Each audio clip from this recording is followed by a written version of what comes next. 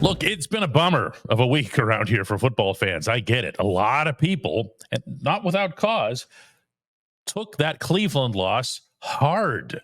They took it to heart. They took it as if this is, I don't know, the bubble bursting or the beginning of the end.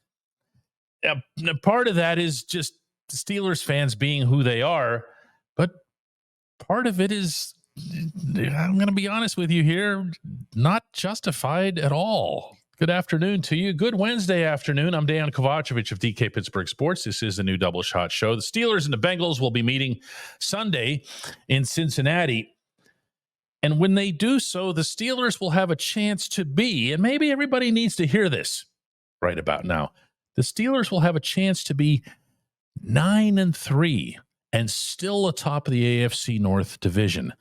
The current 8-3 record is the sixth best, not in the conference, kind of stuff that we thought we'd be talking about right about now. It's the sixth best in the entire National Football League. Their plus 66 points differential is the seventh best, again, not in the conference, in the entire NFL. I look at the conference and I see where, Buffalo's 9-2 and Kansas City's 10-1, and I don't care. Neither of those teams floor me. I don't see them as being unbeatable. I'm beginning to feel that way about the Lions, but they're not in this conference. All of this is still there to be had. All of this is a couple of really good, gritty AFC North type victories away from being pretty close to ideal. And yeah, of course, that starts in Cincinnati. It's going to continue when the Browns come down here the following week. And then it's going to continue whenever they head out to Baltimore. These were always going to be tough games. This was always going to be the tough part of the schedule. But what wasn't always going to be was that the Steelers would get this far in this kind of shape. But this is where they are. Am I allowed to mention without knocking on some kind of wood somewhere that they also have made it this far without? Yeah, okay. I'm not going to say it out loud. But that's also the case. And if it wasn't the case, imagine the mood then. It's a good football team. It at times has looked to be a very good football team. All of that is in play. Listen, when they got trampled, and I thought they did in Indianapolis, everybody thought it was the end. When they had that goofy finish against a decimated Dallas team, everybody thought it was the end. And now in the snow, Cleveland and whatever, and it's all over. It's not. It's not. This is still as close to optimal situation as you could possibly have at this stage of the 2024 NFL season. When we come back, Chris Halleck. At DK Pittsburgh Sports, we take pride in coverage that connects our city's fans to their favorite teams. Now, that connection's stronger than ever. Introducing our all-new state-of-the-art app. Find expert inside reporting and original podcasts. Check live box scores. Track the latest stats. Chat it up with our community of thousands of fans, all in one place. The new app from DK Pittsburgh Sports. Coverage that connects.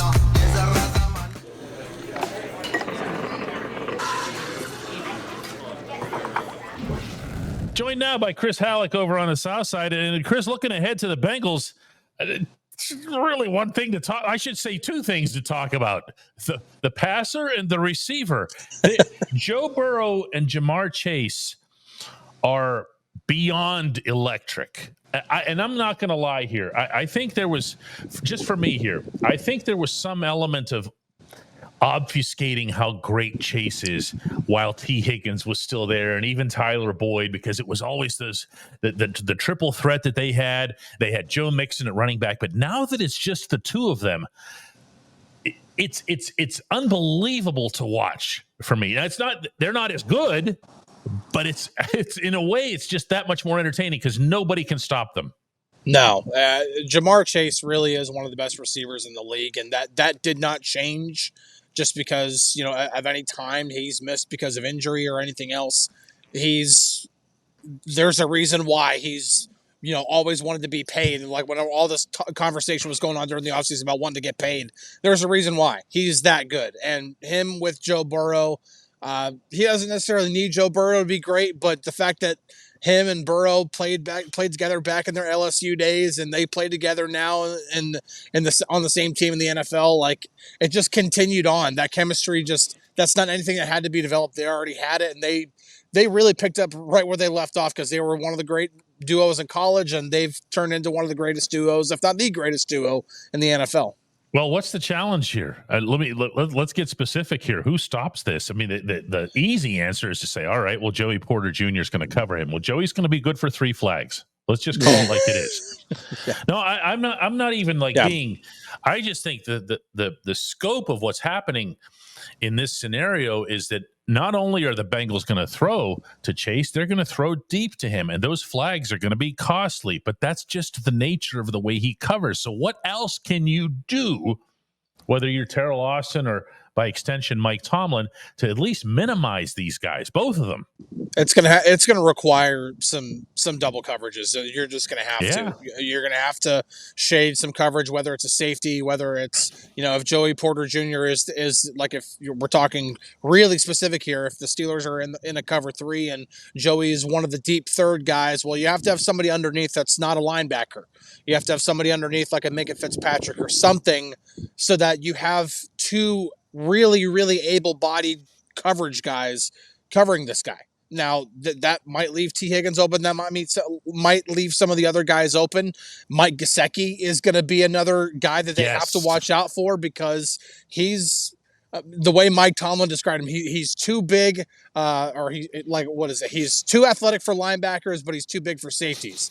It's just it's a bad mismatch when it comes to trying to find it. So it's not always the easiest answer. You just have to. It's kind of the same thing with Lamar Jackson. You're not going to stop him, but how do you contain him? The Steelers do a good job of containing Lamar Jackson. It's going to be, okay, let's make Jamar Chase not go absolutely ballistic on us. Let's try to keep him to a decent day at the office, pretty much.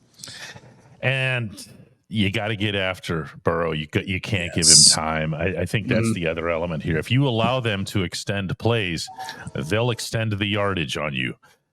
You have to make Burrow uncomfortable. Now, Burrow, as is the case for a lot of AFC North quarterbacks, has his worst numbers against the Steelers. And I don't know that, unlike the situation with Lamar Jackson and the Ravens, if there's anything gimmicky or unusual that the Steelers do, they just get after him. They get after him. And the Bengals have not been great in general, in Burrow's tenure, have not been great on the offensive line. They're not great on the offensive line now either. No. So, I mean, can we ever use the B word again, Chris? Can they ever blitz again? Or is that just out?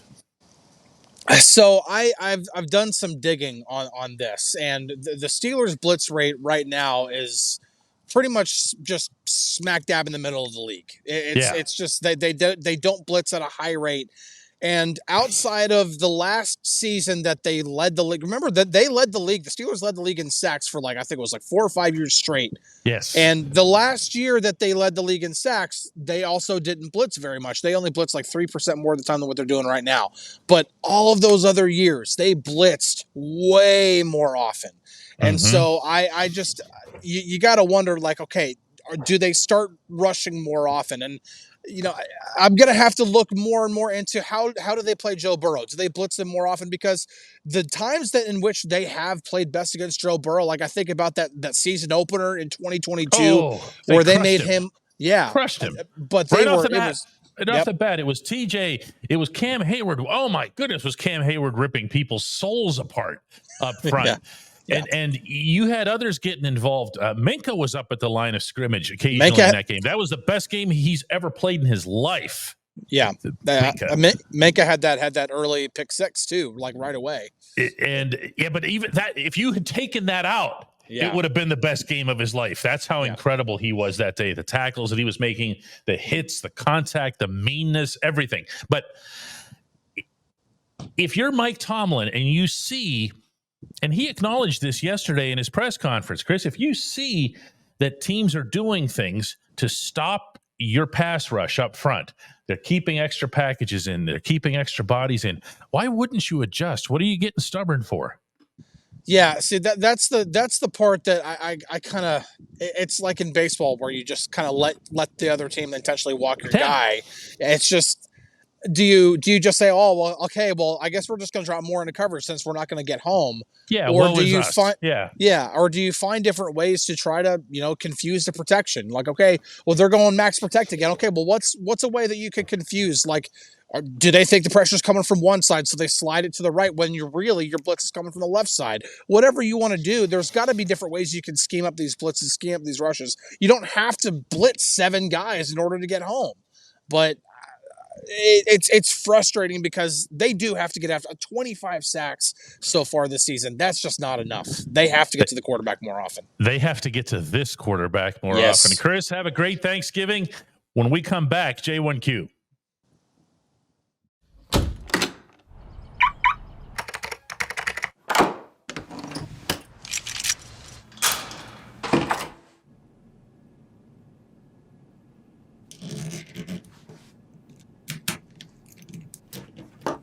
Safety is a habit. Gun safety and responsible storage are no different. Help prevent gun accidents, misuse, and theft. Keep firearms safe and secure when not in use. For safe storage options, visit projectchildsafe.org.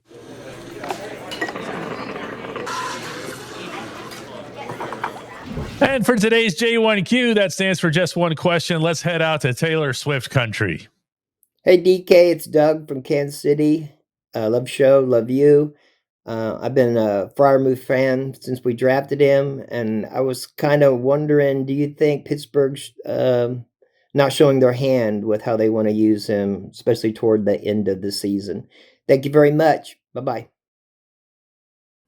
Do you remember, Doug, when Mike Tomlin used the hip pocket reference to his 2-pointers, that he was going to keep some in his hip pocket? He wasn't going to show them all, and everybody was using the phrase hip pocket for a while, just a handful of years ago.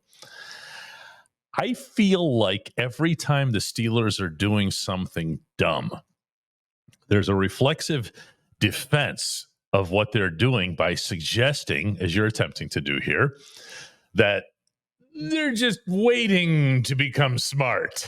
They're just waiting to do something intelligent whenever it's really, really needed.